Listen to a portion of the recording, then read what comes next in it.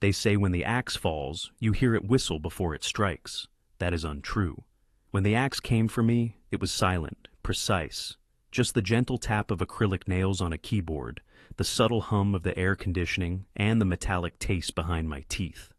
"My father always said you were intense," she said without glancing up. "You no longer fit with the team." I looked across the desk at her. Lisa Roberts, around 35, if I had to estimate. A new CEO by inheritance rather than achievement. She was the daughter of the man who established this company alongside me, or at least beside me. My name is Tom Gaines. I am 56 years old. I served as Senior Operations Director at Stonewell Logistics for 28 years. I was employee number 3.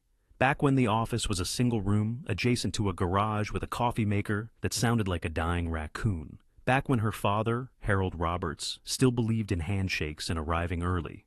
Lisa finally met my gaze. Her face was rehearsed in plastic, one of those meticulously crafted corporate masks.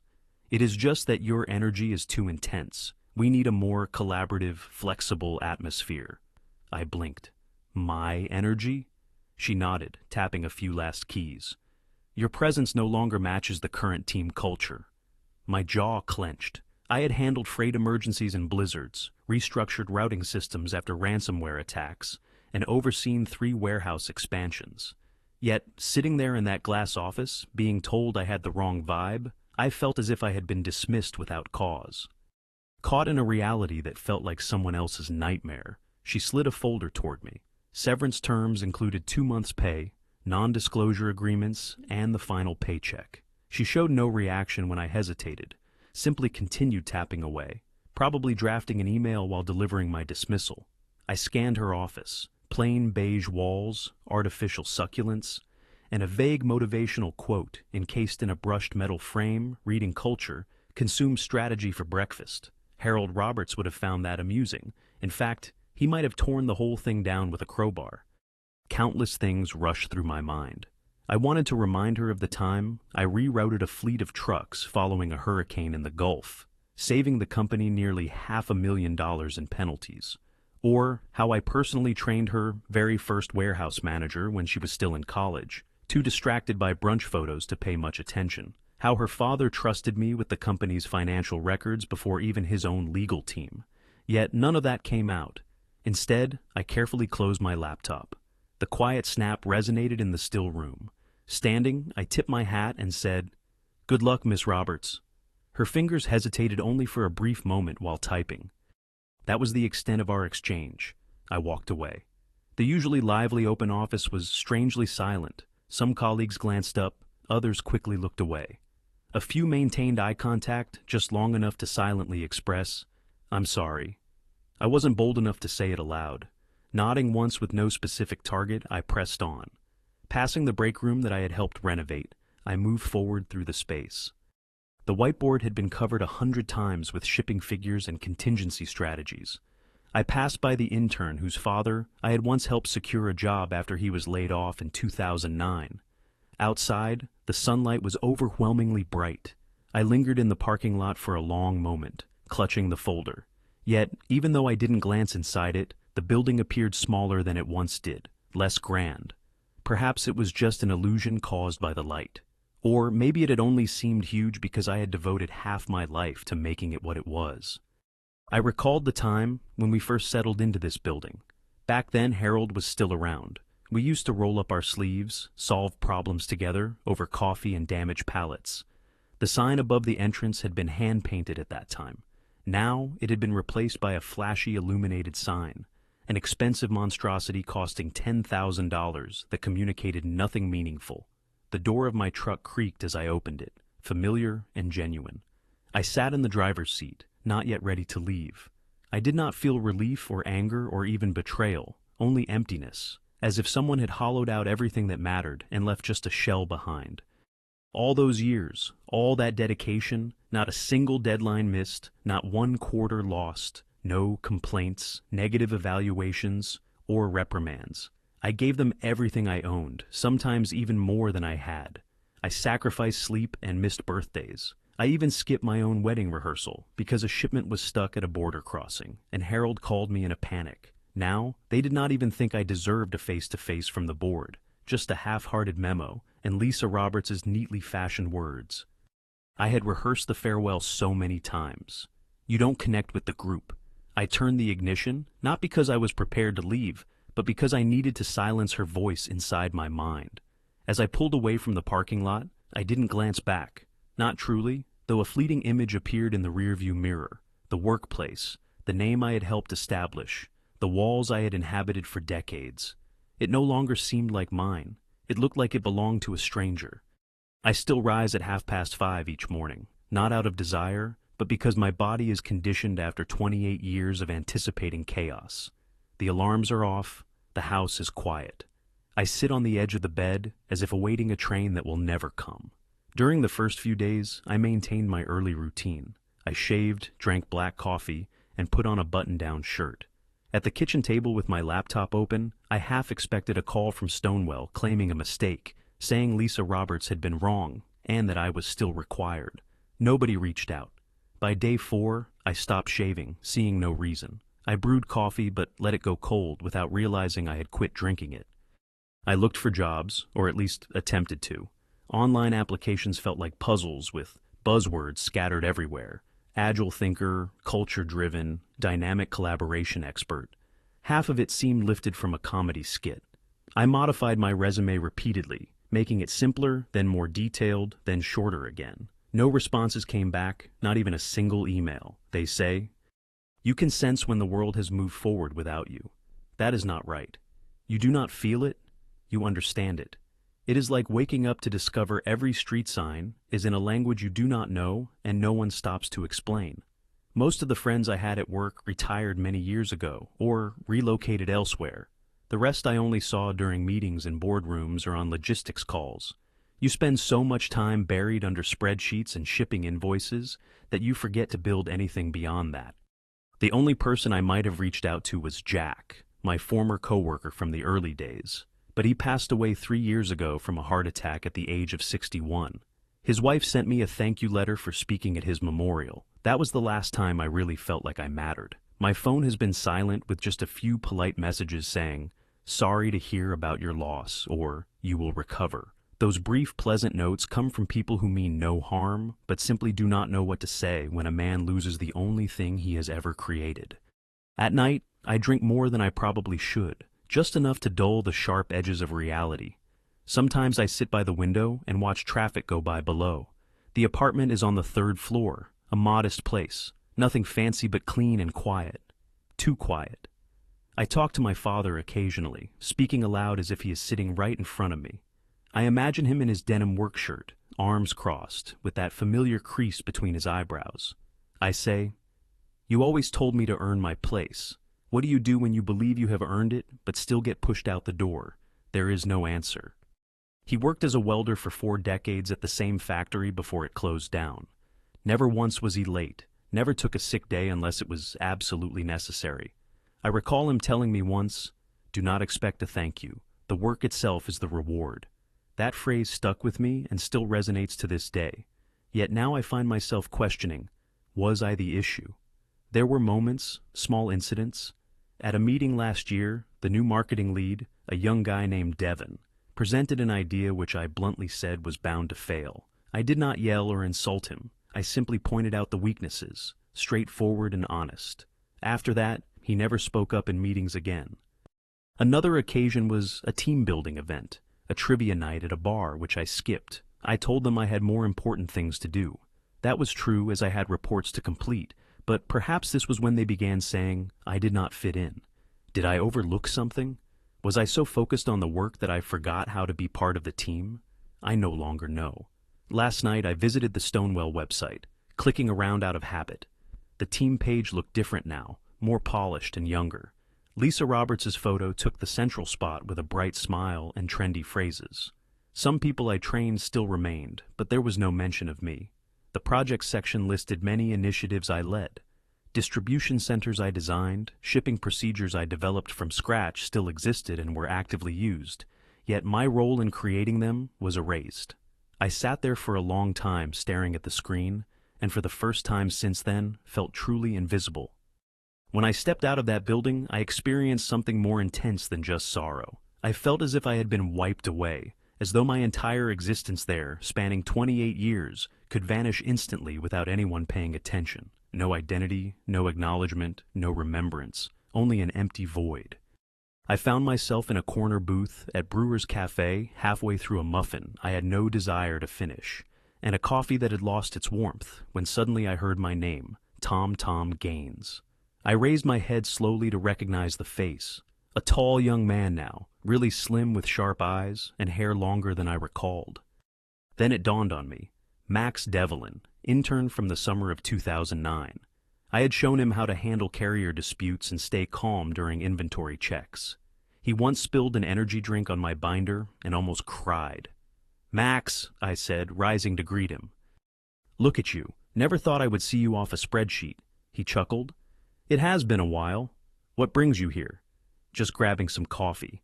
I did not mention that this was the third consecutive day I had settled here, as if it were still my office. He joined me without asking, but I welcomed it. "I assumed you were still with Stonewell. Are you still running operations?" I paused. "Not anymore." He blinked in surprise. "What? You quit?" I was told I did not fit in. I forced a smile that was more crooked than genuine. Max looked at me as if I had declared the sun would cease to rise. "You can't be serious. You helped build half that company." I shrugged indifferently. "It does not really matter now. Culture fit and all that." He leaned back. "Unbelievable. That is shocking." "Not really," I replied. "That is just how things work." We chatted a little more about what he was currently involved in. His small startup had transformed into a full-fledged business with clients, employees, and all the usual expenses, mainly software-driven logistics consulting, operating from a shared workspace near the river. "We're expanding too rapidly," he confessed. "To be honest, we're overwhelmed. Have you ever considered consulting?" I raised an eyebrow in surprise. "Me? Just a few hours a week, offering advice and guidance. You've forgotten less than we know." I looked down at my hands, rubbing a knuckle thoughtfully. "I'm not sure. I'm not really familiar with your technology setup. I don't even fully understand half the job titles you use." "That does not matter," he said. "You understand how to fix problems. That is what we need." I did not say no right away. I simply said I would think about it. Later that evening, I found myself driving with no particular destination, taking roads I knew by memory. My old pickup truck felt more genuine than anything else in my life. The steady sound of the engine, the soft rumble of tires on the pavement, was something dependable. I eventually returned to the business park. Stonewell's office was dark except for a few lights in the lobby, likely the cleaning crew still at work. The sign still shone brightly, as if it had an important message. I parked down the street, unable to bring myself to enter the lot. Sitting there with the engine off and windows rolled down, my father's voice echoed in my mind. One of his favorite sayings was, "If the world rejects you, build your own table." He often repeated that when the union workers faced difficulties. He never hesitated or waited for the factory to change shifts or give any sort of warning. He simply put in the effort, constructing and securing his position firmly enough to be recognized. I glanced at the building once again, but it no longer felt like a place where I belonged. It did not even resemble something that was mine anymore. That evening, I barely found any sleep. It was not from restlessness, but from a newfound clarity. I had spent several weeks expecting life to offer me a chance to return to the table. Perhaps it never would, but maybe I did not need that opportunity after all. The following morning, I reached out to Max. "Let's try this out," I suggested. "Just a few hours per week." He did not even bother to hide his enthusiasm. "You will not regret it." Upon entering their office, I almost turned back. Neon lights brightened the room, open workspaces filled with whiteboards covered in colorful scribbles. Music played softly from a speaker in the corner. People wore hoodies, sneakers, and stood at desks designed for standing. A girl with pink hair handed me a bottle of water. "Just water is fine," I mumbled, feeling decades older than everyone else. Max welcomed me like I was a guest of honor. "Everyone, this is Tom Gaines. He is the reason I made it through my first real job." They all observed with polite curiosity, and I felt like something from another era. Then someone raised a question about a genuine logistics concern, an overloaded carrier, shipment delays, and mounting customer complaints. I began speaking softly, then grew more assertive and clear with my words. They listened intently. They took notes, nodded in agreement, and asked relevant follow-up questions. It was never about the technology itself, but more about the critical pressure points and effective communication. Timing and how to stay ahead of a delay before it spirals out of control. When I finished, Max placed a hand on my shoulder and said to the room, "Told you." I stood there a bit stunned, but I felt it. Something I had not experienced in weeks. The rhythm was still there, still mine. The first call arrived from a name I had not encountered for years. Lauren Mathesy, Regional Director at Eastern Freight. We had navigated together through 2 recessions and 1 port strike. She skipped the courtesies. "Tom, what on earth happened?" I paused to clarify. "To what?" "To you. I sent 3 emails to Stonewell last week. No replies. None of them know how to manage what we had created. I asked for you by name. They said you had left." Taking a breath, I admitted, "I was let go." A silence lingered. Then she said quietly but sharply, "That was their first mistake." 2 days later, I received a message from a vendor I used to work with in Minneapolis, then a manufacturer from Reno, followed by a warehouse lead in Texas I had not heard from since 2015. News was spreading, not about me personally, but about the small startup I had joined and how it was outperforming expectations. Clients became interested, numbers were increasing, and Stonewell was declining. Max invited me into more calls and larger strategic meetings. The young team at the startup stopped seeing me as a visitor and began treating me as a constant presence, steady and reliable. I never had to raise my voice, and I never did. Then a call came from a blocked number.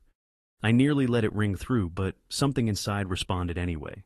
"Tom," a familiar voice said, rough with age and experience. It was Russell from the board, Russell Yates, a veteran in logistics who had become an executive. We had started together in the late 1990s. He was just 2 doors down when we created our first internal tracking system. He had always valued order, tradition, and people who showed up. "I was not informed about your departure," he said. "Lisa Roberts mentioned it was mutual. Now, we are losing talent rapidly, missing deadlines, and 3 key clients have raised concerns about their contracts." "That is unfortunate," I replied sincerely. "But I am not returning, Russ. I am not asking you to return, just to talk with us. We need your perspective." I remained silent. "It is not about fixing the problems," he continued. "It is about honesty. The board deserves to hear your side." The next morning, I put on a suit, not out of obligation, but because if I was to enter that building again, it would be on my own conditions. No regrets, no shame. Walking through Stonewell's main entrance felt like stepping into a preserved piece of my past. The same reception desk, the same gray-blue carpet, yet the vibe had changed. It was stiff and uneasy, as if everyone expected a storm that had already hit. A young assistant led me to the boardroom. On the way, I passed faces unfamiliar, and a few that I recognized, now older and tight around the eyes. The boardroom itself was unchanged. I had helped choose the oak for that table, and had insisted on it myself. Natural light filled the room, yet the atmosphere felt staged and tense. Lisa Roberts sat at the far end, clutching her tablet with lips pressed tightly together. From across the table, Russell gave me a subtle nod. Several board members were already exchanging quiet comments. "Thank you for coming, Tom," Russell spoke aloud. "You have been with Stonewell since the start. We wanted to hear your perspective directly regarding your departure." I scanned the room. "You were not informed." Russell shook his head. "Only that it was a mutual decision." I glanced at Lisa. "Should I reveal the reason, or would you prefer to?" She remained silent, so I took the lead. I explained calmly that I was terminated because, quote, "my energy was too intense and I did not fit with the team." After almost 3 decades, soft murmurs spread around the table. Lisa finally lifted her gaze. "You were hindering teamwork. You rejected new ideas." "I only dismissed bad ones," I responded quietly, "and I always made my reasons clear." A younger member of the board added, "Morale has fallen sharply since you left, and several projects are delayed by more than a quarter." Lisa clenched her jaw. "He has been meddling, stealing staff, and undermining us." I let silence settle over the room. "I have done none of those things," I insisted. "I am now working with a different company. They sought assistance. I provided it." She opened her mouth, but I quietly raised my hand. "Melissa, I did not create your chaos, I said gently but firmly. You discarded your guiding principles. The chaos followed. Russell exhaled deeply. An older woman on the board whispered something quietly. I told my neighbor I didn't come here to boast, as I stood my ground. I came seeking closure. You deserved the truth. So did I. I left behind the folder I had prepared, filled with printed copies of timelines, project notes, and old performance reviews, just in case anyone wanted to verify the facts. As I walked away, nobody stopped me, not even Lisa Roberts. That was what made all the difference. Now, I didn't rely on their building anymore because I had found my own path. The startup offered me a full-time position just last week, a senior advisor role, complete with generous equity, a title, and other benefits. Tom Gaines was beaming, filled with optimism, telling me I was the backbone of their best quarter yet. I thanked him sincerely, but declined the offer. I had once helped construct someone else's success, only to have the floor pulled out from beneath me when the situation changed. I was not resentful. I was simply done surrendering my sense of direction. So I invested in a small office instead. Nothing grand, just a second-floor space above a bakery that starts to smell like cinnamon by 7 every morning. 2 rooms, a coffee maker, and my name on the door, Thomas Gaines Consulting. No logos, no catchphrases, only honesty. The paint was fresh, but the desk was old, my own from the Stonewell days, retrieved from storage and refinished. I left the scratches on the side intact because history matters. During the first week, I worked alone. Max sent a few clients my way, and one of my former warehouse contacts spread my name around. Soon enough, my inbox was filling up with messages from people who didn't care about my age, or whether I knew Slack shortcuts. They just needed someone who understood how to solve problems. Then something unexpected happened. 2 former coworkers quietly got in touch. Karen from Logistics and Reggie from Fleet had both left Stonewell after I was dismissed. No announcements, no fuss, they simply slipped away. I invited them over for coffee. We chatted, caught up on life, and by the end I asked, "Want to stay around?" They replied, "Yes." Now we are 3 people, small, focused, and sincere. We don't have a ping-pong table or kombucha on tap, but our calendars are bursting with work, and the whiteboard is filled with actual solutions. This morning, I arrived early before the bakery opened and before the street became busy. I unlocked the door, switched on the light, and took a moment to absorb the space. A thin ray of sunlight touched the far wall, gently warming the wooden floor, just enough for me to pause and feel it.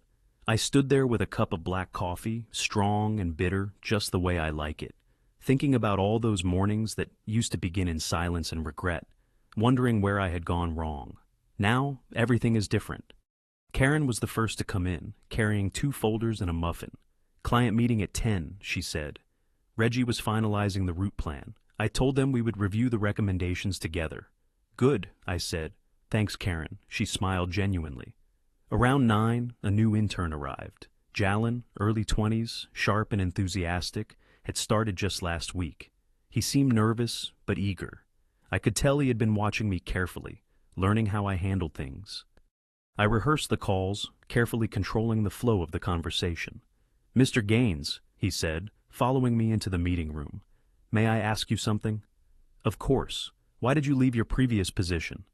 I paused by the window, gazing across the street at the diner where I used to sit with a newspaper, having nothing else to do but wait for the day to end. "I didn't leave," I answered. "I was let go." He looked confused. "Sometimes," I explained, "you're pushed out just to show you how long you were never really supposed to stay." He nodded slowly as if recording this for future reference. After the client meeting, which went well, smooth, even ending with a handshake, I stayed behind.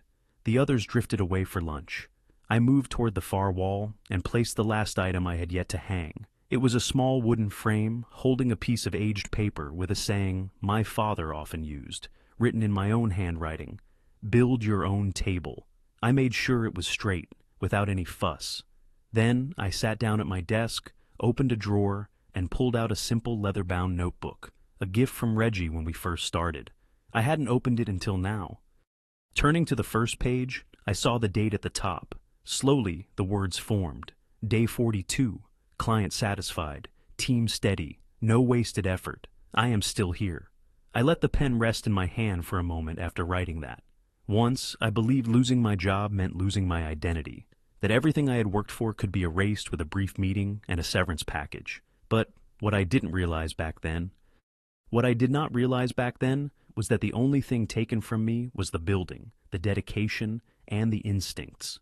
Those qualities belonged to me and always had. Now, after a long time, I am no longer waiting for anyone to decide which place I should occupy. I created my own table, and this is only the beginning of my journey.